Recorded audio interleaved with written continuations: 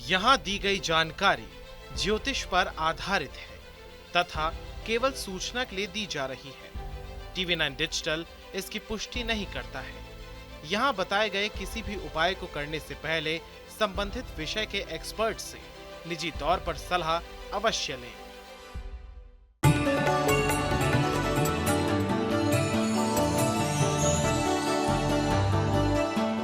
नमस्कार, स्वागत है आप सभी का। आप देख रहे हैं एस्ट्रो साइंस। मैं हूं आपके साथ अंजलि और मेरे साथ हैं एस्ट्रो साइंटिस्ट गुरुदेव जीडी वशिष्ठ जी। सर, आपका बहुत बहुत स्वागत है। माता रानी खुशियां दे, सदा सुखी रखे। हमारे सभी दर्शकों को सबसे पहले चैत्र नवरात्रि की हार्दिक शुभकामनाएं। हिंदू धर्म में नवरात्रि का पावन पर्व शक्ति की साधना के लिए अत्यंत ही शुभ और फलदायी माना गया है। नवरात्रि में माता रानी के 9 स्वरूपों की पूजा से 9 ग्रहों के दोष खत्म हो जाते हैं। आज जानेंगे किस देवी की उपासना से कौन सा ग्रह शुभ होता है और किस राशि के जातक को किस देवी की उपासना करने से विशेष लाभ हो सकता है। तो गुरुदेव, कार्यक्रम की शुरुआत करते हैं। ब्रह्मचारिणी जी की पूजा है दूसरे नंबर के ऊपर। ये मंगल ग्रह से देखी जाती है, ठीक है। अब मंगल यानी कि शिशु की 7 से लेके 13 वर्ष की जो अवस्था है उसके लिए देखा जाता है। और 7 से 13 के बीच में बच्चा लिखाई पढ़ाई कर रहा होता है, सीख रहा होता है, राहु को एक्टिव करना होता है, लेकिन पॉजिटिवली मंगल उसका साथ दे, समझे। यानी कि धैर्य से बच्चा सीखे, धैर्य से स्कूल जाए, उसमें जाने में आनाकानी ना करे, स्वस्थ रहे और पॉजिटिव सोच सोचे और बच्चों के साथ वहाँ जा कर के ना लड़े, ठीक है। इसके लिए ये दूसरा व्रत ये रखा जाता है। तो ये जो व्रत है, आप बच्चे को सहभागी बना सकते हैं उस दिन। उसको व्रत के दिन, ये नहीं कि आपने व्रत रखा हुआ है और आपका बच्चा कुछ भी खाए, ये ठीक नहीं है। उस दिन उस बच्चे को ज़्यादा से ज़्यादा मीठे का ही भोजन कराएं, मीठा भोजन कराएं, जो मर्जी आप बनाएं। और माँ ब्रह्मचारिणी की जो पूजा का विधान है उसके अंदर मीठे का ही ज़्यादा विधान है। और मीठा किसी भी रूप में चढ़ा करके किसी भी चीज़ को प्रसाद, जो शुभ चीज़ें हैं, खीर भी है, घी भी है, घी शक्कर भी है, ये सारी चीज़ों का अगर सेवन करते हुए आप व्रत रखते हैं। और लेकिन एक बात फिर ध्यान में दिला दूं कि सुबह 5:30 बजे से लेके अगले दिन सुबह 5:30 बजे तक का अगर ये आप व्रत करते हो तो आपके लिए बहुत उत्तम।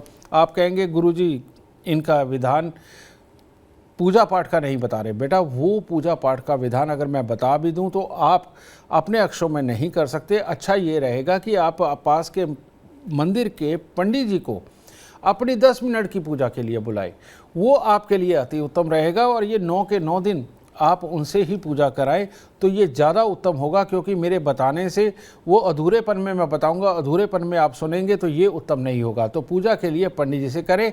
अगर कथा करनी है तो वो तो आपके पास इंटरनेट पे भी उपलब्ध है, वो आप कर सकते हैं।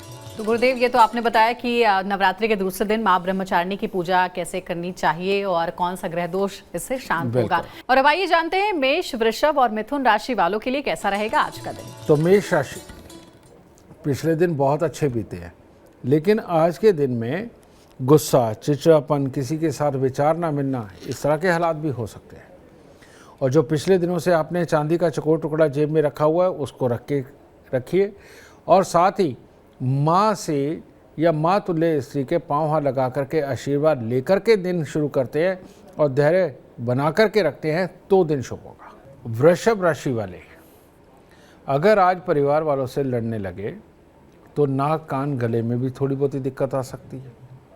और अगर अपने ऊपर नेगेटिविटी हावी नहीं होने दी और सुबह सवेरे ही दूध में थोड़ा सा शहद डाल करके पी लिया और अपने आप को पॉजिटिव रखा तो दिन हर तरह से उत्तम होगा। मिथुन राशि वाले, आज अगर गुस्से पर, अपनी उत्तेजना पर काबू पा करके रखें और किसी के साथ में भी वाद विवाद में ना पड़े तो आपके लिए उत्तम होगा। आज के दिन सहजता से नॉर्मल काम करते हुए अगर आप चलेंगे तो दिन उत्तम होगा। थोड़े से फूल परमात्मा को आज जरूर अर्पित करें। नवरात्रि के तीसरे दिन माँ चंद्रघंटा की पूजा होती है, तो माँ चंद्रघंटा को किस तरह से आप प्रसन्न कर सकते हैं, किस खास विधि के साथ आप पूजा करें ताकि आपको कष्टों से छुटकारा पाया जा सके, बताएंगे आपको गुरुदेव। माँ चंद्रघंटा यानी कि एक इंसान के जीवन के अंदर 13 से 15 साल की उम्र, ये जो वक्त होता है, माँ चंद्रघंटा का संबंध शुक्र ग्रह से है। और लाल किताब के अनुसार इंसान के जीवन के अंदर जो इस वक्त में जो दशा चल रही होती है वो होती है केतु की। तो ऐसी अवस्था के अंदर शुक्र और केतु का मेल बहुत ही उत्तम फल देता है, बच्चे को जिज्ञासु बनाता है और तरह तरह की जानकारियाँ इकट्ठे करने के पीछे बच्चा भागता है और हर नई चीज़ की तरफ अट्रैक्ट होकर के वो करने की कोशिश करता है। ये शुक्र और केतु का मतलब ही पॉजिटिव सोच और जोश है। तो जिन बच्चों के अंदर इस जोश की कमी हो, जो सवाल ना करता हो, नई नई चीज़ों के जानने का जिसको शौक़ ना हो, बस एक ही शौक़ या कि टीवी देख लिया या फ़ोन देख लिया, सिर्फ ये सारे शौक़ हो, इनको सही मायने के अंदर इनके लिए ये तीसरा व्रत माँ चंद्रघंटा का बना है। और अगर इस वक्त में 13 से 15 साल की उम्र के अंदर भी बच्चे को अगर व्रत के अंदर आप सहभागी बनाते हैं और सुबह के वक्त में माँ चंद्रघंटा की पूजा करके पूरा दिन मीठे पे ही गुजारते हैं और ताकतवर्धक जितनी भी चीज़ें हैं उसके अंदर ड्राई फ्रूट्स भी है और इनका सेवन करते हुए आप इस व्रत को अगर संपूर्ण करते हैं तो आपके बच्चे को आज का ये दिन माँ चंद्रघंटा की पूजा उसके अंदर बहुत बड़ा परिवर्तन ला सकती है और बच्चे की किस्मत खुल सकती है। चलिए अब जानते हैं कर्क सिंह और कन्या राशि वालों के लिए कैसा रहेगा आज का दिन। कर्क राशि, कर्क राशि वालों को मैं ये कहना चाहूँगा कि आज गाजर हो, मूली हो, शलगम हो, जो भी आपको मिले मंदिर में ज़रूर अर्पित करें, क्योंकि आज का दिन आपकी तरफ से ही कोई ना कोई गुस्सा, मनमुटाव, जिसके चलते स्वास्थ्य में छोटी छोटी दिक्कतें और उनके कारण ये भी हो सकता है कि कोई ज़्यादा गुस्से के अंदर कोई ज़्यादा नुकसान वाली स्थितियाँ उत्पन्न हो जाए। तो इसीलिए मैंने उपाय पहले बताया है कि गाजर, मूली, शलगम जो आपको मिले ये पहले जाकर के आज मंदिर में अर्पित कर दीजिए, क्योंकि समय को अपने हाथ में रखना यही बुद्धिमत्ता होती है। तो पॉजिटिव सोच के चलिए, आज किसी से नहीं लड़ना। सिंह राशि, सिंह राशि के वो लोग जो आज भाई बहन से अपने रिश्तेदारों के साथ में लड़ने का बहाना ढूंढ रहे हैं, उनका तो पूरा दिन खराब होने वाला है। और जो लोग भाई बहनों की, रिश्तेदारों की मदद के बारे में सोच रहे हैं, उनका पूरा दिन अच्छा होने वाला है। तो इसीलिए सुबह सवेरे थोड़ा सा शहद या गुड़ मंदिर में अर्पित करें और नेगेटिविटी को दूर रखें। और भाई बहनों के प्रति अगर कोई मन में विचार भी चल रहा है तो आज के दिन उसको कहें कि तू स्थगित रह, मैं कल सोचूंगा। तो इस तरह से अपने दिन को शुभ बनाएं। कन्या राशि के लोग अगर आज लेन देन को लेकर के, तेरा मेरा बंटवारे वाली स्थिति को लेकर के, या फिर ये तेरा है ये मेरा है, इस चीज़ में कड़वे शब्द बोल करके दिन खराब कर लिया तो पूरा दिन ही खराब जाने वाला है। तो इसीलिए आज के दिन ये तेरी मेरी लेन देन, इनके अंदर थोड़ा ख्याल रखें और ख़ास तौर पे आपको जो धोखा देने के लिए तैयार बैठे हुए उन पे थोड़ी नज़र रखें, ठीक है, यानी कि कोई आपके कान ना भर दे। तो इससे बचाव के लिए कुछ फल और थोड़े से चावल मंदिर में अर्पित करें। गुरुदेव, नवरात्रि के चौथे दिन की बात करें तो देवी कुष्मांडा की पूजा उस दिन होती है। माँ कुष्मांडा की पूजा से कौन से ग्रह को शांत किया जा सकता है? ये जो अवस्था होती है ये बेटा बच्चे की 16 से 21 वर्ष की अवस्था होती है और इस अवस्था को सही मायने में जो जोड़ा गया माँ कुष्मांडा के साथ में सूर्य ग्रह को जोड़ा गया है। तो सूर्य ग्रह को क्यों? वो इसलिए कि सूर्य और बृहस्पति की युति और लाल किताब के अनुसार दशा जो है वो बृहस्पति की आती है 16 से 21 और इन दोनों का कॉम्बिनेशन बृहस्पति यानी कि ज्ञान वो बढ़ाने के काम आता है, सूर्य यानी कि तरह तरह की चीज़ें वो सीखना, जिनको इंजीनियर बनना है वो इंजीनियर बन सके, जिनको डॉक्टर बनना है डॉक्टर बन सके और अपनी फिजिक, अपनी मेंटली पोजीशन उसका पूरा साथ दे सके उस ज्ञान का, इसके लिए बनती है। और ये जो बच्चे हैं 16 से 21 वर्ष के बच्चे, इन सबको तो मैं ये कहना चाहूँगा कि ये लोग हर हालत में ये चौथा व्रत माँ कुष्मांडा का ये ज़रूर रखें और ये व्रत रखने से उनके अंदर एक अलग ही धैर्यपन, काम करने की ताकत और ज्ञान को एक्सेप्ट करने की ताकत उनके अंदर पैदा होगी। और विधि सारी की सारी आपको किताबों में मिल जाएगी, गूगल पे भी मिल जाएगी और खान पान भी मिल जाएगा। ये व्रत खास तौर पे पढ़ने लिखने वाले, इंजीनियरिंग करने वाले, डॉक्टरी करने वाले बच्चों के लिए बेइंतहा शुभ है। इसीलिए इन बच्चों को माँ कुष्मांडा का ये व्रत यानी कि सूर्य का ये व्रत ज़रूर करना चाहिए। और अब बारी आती है माँ के 5वें स्वरूप की। नवरात्रि के दिन माँ का 5वां स्वरूप है स्कंद माता। स्कंद माता की पूजा कैसे करें ताकि आपके जीवन से अमंगल दूर हो जाए, बताएंगे आपको गुरुदेव। माँ स्कंद माता यानी कि बुध ग्रह। अब बुध ग्रह के अनुसार अगर हम चलें तो वहाँ पर क्या है, इस वक्त में आर्मी की 22वीं और 23वें साल की उम्र को हम साथ में लेते हैं, तो सही मायने में पढ़ाई लिखाई कंप्लीट होने वाली है। अब आप प्लेसमेंट देख रहे हो, आप जो बच्चे पढ़ लिख गए हैं वो माँ बाप के साथ में अपना पुश्तैनी काम ज्वाइन करने वाले हैं, अपने घर का काम ज्वाइन करने वाले हैं, तो ये वाली अवस्थाओं के लिए माँ स्कंद माता का व्रत बहुत ही उत्तम होता है। और ये बल बुद्धि ये तो सब देता ही है, बच्चे को सोचने समझने की और प्लानिंग की बुद्धि देता है। जैसे कि मैं आपको एक एग्जांपल देने लगा हूँ, अगर मान लीजिए एक ताला लगा हुआ है, 10 चाबी का गुच्छा अगर हाथ में है, जो बच्चा इस तरह का होगा कि कोई भी चाबी निकाली और ताले में लगाते गए, चलो 8वीं लग गई, 7वीं लग गई, 10वीं लग गई, ठीक है, इन लोगों के लिए माँ स्कंद माता का व्रत अमृतमयी है, यानी कि इनकी बुद्धि स्थिर नहीं है। और जो बच्चे पहले ताले के होल को देखते हैं, उसके अनुसार चाबी ढूंढते हैं, पहली नहीं तो दूसरी चाबी के अंदर ताला खुल जाता है। ये भी अगर रखें, ये वेल और टॉप प्लानर बन सकते हैं, जो अपनी लाइफ को बहुत ही अच्छी तरह से मैनेज करके ज़िंदगी के अंदर आगे बढ़ने के लिए तो ये बने ही हैं। लेकिन जिन लोगों को जल्दबाजी होती है, उतावलापन होता है, टिक के सोच नहीं पाते, दूसरों से सलाहें बार बार लेते हैं और उसके बावजूद भी कोई सलाह नहीं बना पाते, इन लोगों के लिए सबसे उत्तम, खास तौर पे 22वें 23वें साल से गुजर रहे जो बच्चे हैं, माँ स्कंद माता का व्रत उनको ज़रूर रखना चाहिए। विधि आपको अपने तरीके से अपने पंडित जी से पूछनी पड़ेगी।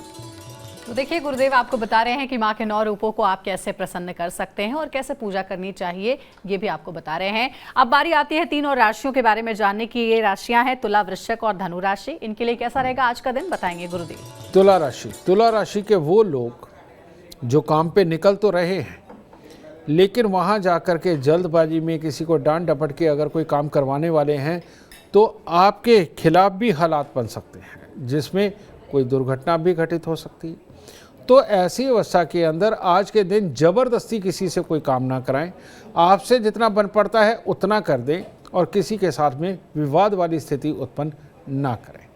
मंदिर जा कर के चंदन चढ़ा करके, चंदन का तिलक लगा करके दिन की शुरुआत करें।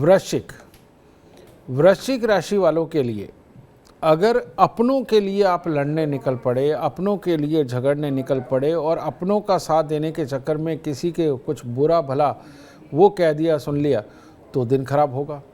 आज अगर आप और आपके अपने इन विवादों को थोड़ी देर के लिए ठंडे बस्ते में डालें तो दिन उत्तम होगा। बाकी और कोई भी काम करिए, आपको किस्मत साथ देगी, लेकिन विवाद से बचें आज।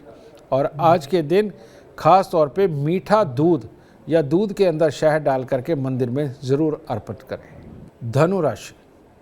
धनु राशि वाले आज जो भी काम करने वाले हैं उसके अंदर कुछ अधूरापन रहेगा, और प्यार मोहब्बत वाले लोग, उनको भी कुछ अधूरापन नज़र आएगा। मियाँ बीवी, उनको भी कुछ अधूरापन नज़र आएगा, यानी अधूरापन का आभास आज दिमाग में छाया रहेगा। इसीलिए आज हो सके तो बंदरों को कुछ खाने को देना या गुड़ गेहूं लेकर के मंदिर में अर्पित करके दिन की शुरुआत करना आपके लिए शुभ होगा। और अब बारी आती है नवरात्रि के छठे दिन यानी कि माँ कात्यायनी की पूजा अर्चना आप कैसे कर सकते हैं, किस ग्रह का प्रतिनिधित्व करती हैं माँ कात्यायनी, गुरुदेव। माँ कात्यायनी को बृहस्पति के साथ में जोड़ करके देखा जाता है। रियलिटी में ये उम्र का 24वां वर्ष होता है और ज्योतिष के अनुसार, लाल किताब के अनुसार 24वां वर्ष बेहद इम्पॉर्टेंट होता है।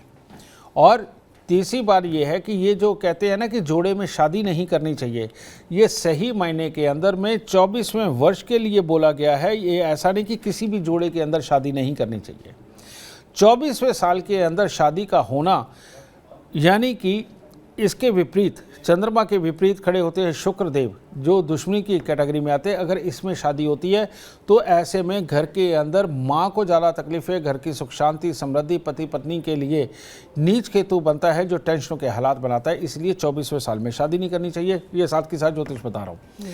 लेकिन यहाँ पर ये बृहस्पति का संबंध चंद्रमा के साथ गज केसरी योग यानी कि 24वां साल ऐसा है जो लोग अपने काम को बहुत बढ़ाना चाहते हैं, प्लान करके मोटा पैसा कमाना चाहते हैं और काम करने लग चुके हैं और अब वो चाहते हैं कि ज़िंदगी के अंदर तरक्की हो, बढ़ोतरी हो, नौकरी के अंदर, प्रोफेशन के अंदर, उनको जीवन के अंदर बहुत लाभ मिले। ये जो 24वें साल में बच्चे चल रहे हैं, इनके लिए आज का व्रत यानी माँ कात्यायनी का व्रत उनके लिए अमृतमयी होगा। लेकिन सुबह 5:30 बजे से लेके अगले दिन 5:30 बजे तक, ये मेरी बात बिल्कुल मत भूलिए, आज के दिन सात्विक खाना जो व्रत में वर्णित है वही खाना और उसी के साथ सिर्फ एक दिन ये व्रत पूरा करना। बेटा ये 24 साल के बच्चों के लिए अमृतमयी हो जाएगा और हमेशा के लिए अंदर एक ऐसी बुद्धि हो जाएगी जो जीवन भर आपका साथ देगी। इसीलिए नवरात्रों को शक्ति पूजन के दिन कहा जाता है। तो ये अलग अलग उम्र वालों के लिए अलग अलग शक्ति है, तो इसीलिए ये पूजन ज़रूर करें। तो गुरुदेव ने शक्ति पूजन की बात कही और माँ का जो 7वां स्वरूप है वो है माँ कालरात्रि का। शक्ति की देवी इन्हें कहा जाता है। माँ कालरात्रि की किस विधि के साथ पूजा करनी चाहिए जिससे कि पापी ग्रह को शांति मिलेगी, ये आपको बताएंगे गुरुदेव। माँ कालरात्रि, माँ कालरात्रि यानी कि 25 से लेकर 27 साल की उम्र जो कि शुक्र की होती है दशाओं के अनुसार। और यहाँ माँ कालरात्रि को जोड़ा गया है शनि के साथ में, बिल्कुल सही जोड़ा गया है। शनि और शुक्र आपस में मित्र हैं। इसी में इंसान 25 से 27 साल की उम्र के अंदर साम दाम दंड भेद सीखने लगता है, क्योंकि पहले पढ़ चुका है, फिर काम के अंदर पढ़ चुका है। 25 से 27 के अंदर अकल आने लगती है और ये अकल और भी प्रबल हो जाती है अगर 25 से 27 साल की उम्र के अंदर अगर शादी होती है। तो ये जो योग बनता है ये शुक्र और शनि के इकट्ठे होने का बनता है। और ऐसी अवस्था में इंसान सीखता क्या है? सीखता है परिवार को मैनेज करना, जीवन साथी को मैनेज करना, अपने कामों को बढ़ाना, यारी दोस्ती को बढ़ाना और प्लान करके कौन सी चालाकी से काम निकाल जाना, क्योंकि शुक्र भी चालाक है और शनि भी चालाक है। सही मायने में 25 से 27 साल की उम्र के अंदर ही बच्चा चालाकियाँ सीखता है। और अगर आप इस वक्त शादी करने जा रहे हैं, 25, 26, 27 साल की उम्र के अंदर हैं, शादी करने जा रहे हैं, परिवार को मैनेज करके रखना है, काम को बढ़ाना है, शौक़ पूरे करने हैं, सुंदर दिखना है, सुंदर लग्जरी आइटमें पानी है, ये शौक़ अगर आपको है तो ये आपको व्रत ज़रूर रखना चाहिए। और अगर इन सारी चीज़ों की तमन्नाएं हैं और ख़ास तौर पे 25 से 27 साल के बीच में आपकी उम्र चल रही है और शादी नहीं हुई है और शादी के लिए आप परमात्मा से कामना करना चाहते हैं, तो माँ कालरात्रि का व्रत रखना आपके लिए अमृतमय होगा। लेकिन सुबह 5:30 बजे से अगले दिन सुबह 5:30 बजे तक। तो समय जो बार बार गुरुदेव बता रहे हैं उस समय को जरूर आप ध्यान रखिएगा, तभी आपका जो व्रत है वो पूरा हो पाएगा। अब आगे बढ़ते हैं। 3 और जो आखिर की राशियां हैं वो राशियां हैं मकर, कुंभ और मीन राशि। इनके बारे में जानते हैं इन्हें आज क्या करना चाहिए ताकि इनका दिन आज हो शुभ। मकर राशि के लोग आज परिवार के किसी सदस्य को दिक्कत हो सकती है और उसकी वजह से हो सकता है आपको किसी और से सहयोग भी लेना पड़े, और इसीलिए ये परिवार की जिम्मेवारियों का दिन है। तो कोई दिक्कत नहीं, बाकी काम भी हो जाएंगे। धैर्य से चलें और थोड़े से नींबू लेकर के मंदिर में ज़रूर अर्पण करें। आज कुंभ राशि वालों को स्वास्थ्य से संबंधित कोई दिक्कत हो सकती है, उसके कारण नेगेटिविटी या आलस्य ये हो सकता है। लेकिन अगर आप इस नेगेटिविटी को छोड़ करके अपने कार्य पे निकल ही पड़े तो कामयाबी निश्चित है। तो इसीलिए छोटी मोटी चीज़ की परवाह ना करें, अपने काम पे निकलें और जाते हुए परमात्मा का आशीर्वाद लेकर के निकलें। मीन राशि के लोग अगर आज गलत व्यक्ति पे विश्वास करके अपनी पूंजी को दांव पे नहीं लगाएंगे तो दिन उत्तम है। अपने भाई बहन, माता पिता, अपने खास मित्र जो पुराना हो उससे सलाह लेकर के जो भी कार्य करेंगे वो उसके लिए उत्तम होगा, आपके लिए उत्तम होगा। इसीलिए आज थोड़ी सी चने की दाल मंदिर में रखकर तब दिन की शुरुआत। और अब बारी आती है नवरात्रि के 8वें दिन माँ महागौरी की पूजा का विधान है। महागौरी को कैसे आप प्रसन्न कर सकते हैं, किस ग्रह से इनका संबंध है, ये बताएंगे आपको गुरुदेव। महागौरी जी का संबंध जो दिया गया है वो राहु से दिया गया है। और अब उम्र की अवस्था देखो कौन सी चलने लगी है, अब चलने लगी है 28 से 33 साल की उम्र। तो मंगल और राहु का कॉम्बिनेशन ऑलवेज बेस्ट होता है। राहु यानी कि हाथी, मंगल यानी कि महावत, और हाथी बिगड़ा हुआ बहुत बुरा है, बहुत नुकसान करता है, और महावत उसके ऊपर बैठा हुआ हो तो हाथी सीधा चलता है और कोई नुकसान नहीं करता। ये कॉम्बिनेशन का नाम है माँ गौरी।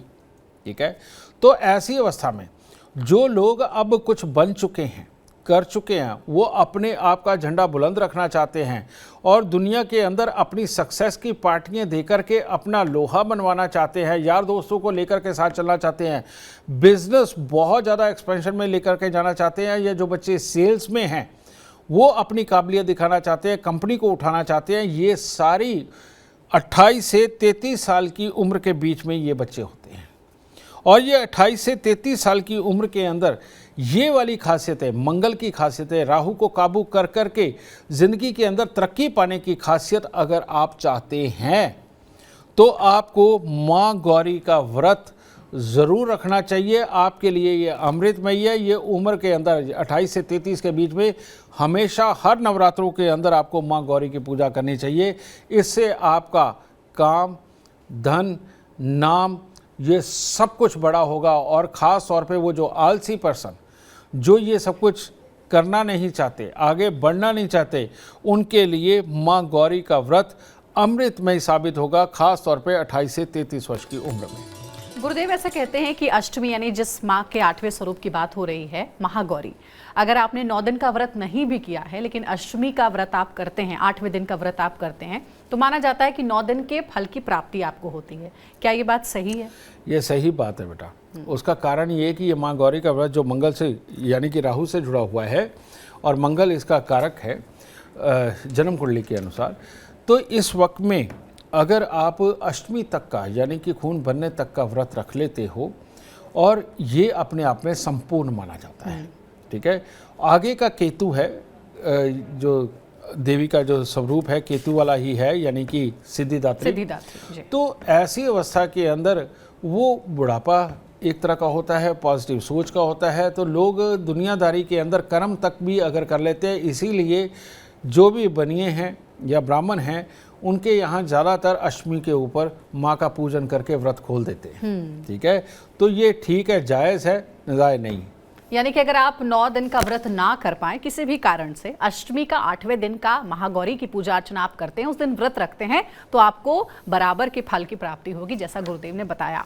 अब बारी है माँ के 9वें स्वरूप माँ सिद्धिदात्री।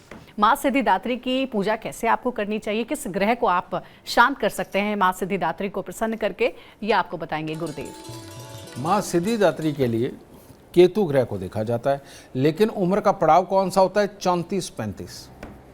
रियलिटी में 2 तरह की बुद्धि होती है। एक होती है प्लान बनाने वाली बुद्धि, और प्लान तो कौन बनाता है? एक क्रिमिनल भी बनाता है और एक पॉजिटिवली अपना काम धंधा और दुनिया की अच्छीपन को सोच करके चलाने वाला ये भी प्लान बनाता है। ये तो बुध हो गया।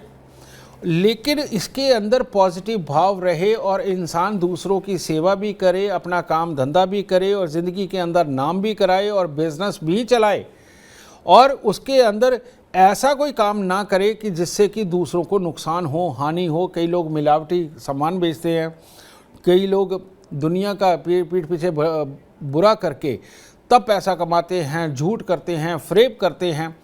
ये जो झूठ फ्रेब वाले लोग हैं, अगर ये चाहते हैं कि ज़िंदगी के अंदर ठहराव हो और वाकई में उनकी बुद्धि साथ दे और उनके पास से पॉजिटिव काम करवा करके ज़िंदगी के अंदर तरक्की के रास्ते पर लेकर के जाए, और जो मन से दुखी या दुनिया के साथ फ्रॉड कर करके भी और चाहते हैं कि उनका कोई स्थिर धंधा हो जाए, उनको माँ सिद्धिदात्री यानी कि 9वां नवरात्रा ज़रूर दर ज़रूर करना चाहिए। ये पाप छुड़वा देगा, बुरी सोच को ख़त्म कर देगा और आपको एक अच्छा इंसान और एक अच्छा व्यापारी या काम वाला बना करके आपके इज्जत के झंडे को बुलंद करेगा। लेकिन सुबह 5:30 बजे से अगले दिन 5:30 बजे तक ये ज़रूर याद रखें। तो आज का ये कार्यक्रम आपके बहुत काम आया होगा, क्योंकि नवरात्रि के माँ के 9 स्वरूपों से जुड़ी आपको जानकारी मिली। गुरुदेव ने बहुत ही डिटेल में आपको बताया है कि कैसे आप माँ के 9 रूपों को प्रसन्न कर सकते हैं और अपने ग्रहों को शांत कर सकते हैं। अगर आप जीवन में सफलता चाहते हैं, अपार धन और लाभ चाहते हैं, तो गुरुदेव के बताए हुए उपाय आप जरूर करें। उम्मीद करते हैं आज का विषय आपको पसंद आया होगा। कल आपके सामने लेकर आएंगे एक और विषय जो आपके कॉम्प्लिकेटेड लाइफ को बना देगा आसान और खुशियों से भर देगा। अगर आप हमारे गुरुदेव से मिलना चाहते हैं या पर्सनली उनसे बात करना चाहते हैं तो आप हमें कॉल कर सकते हैं। हमारा नंबर है 9999900522। साथ ही ज्यादा जानकारी के लिए आप एस्ट्रो साइंस ऐप डाउनलोड करना ना भूलें। फिलहाल समय हो गया आपसे इजाजत लेने का। बने रहिए हमारे साथ और हमारे एस्ट्रो साइंटिस्ट गुरुदेव GD वशिष्ठ जी के साथ देखना ना भूलें एस्ट्रो साइंस रोजाना सुबह 8 बजे। नमस्कार।